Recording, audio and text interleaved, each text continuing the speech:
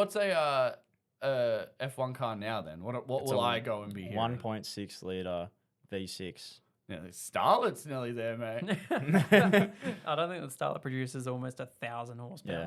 So they do big doses. I would enjoy Imagine. Have you heard of F2 Flutter? Like Formula 2 Flutter? No, I haven't actually. I Dude, didn't they know have that some was big turbos Really? and they like fully dose, like Yeah, right. hectic dose. That's